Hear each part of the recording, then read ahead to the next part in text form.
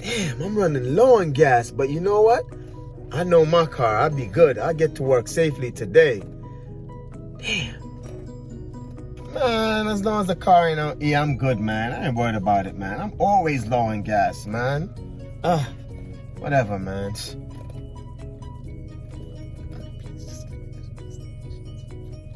Man, once this get me home, I should be alright, man. There's a gas station close to the house, right next door, so I should be alright. I ain't worried about it, man. It's alright.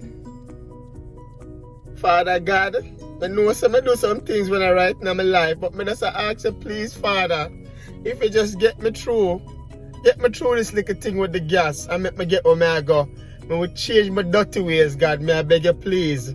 Just get me through. In your name as I pray. Amen. Come on, man. Just a few more miles, man. A few more blocks and we gonna make it, baby. We can do it. We can. I wish this goddamn light would change. Damn. Move out the way, man.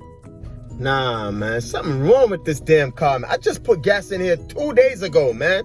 I ain't even drive that much. Why you burning so much gas, my dude? I'm about to change this car, man.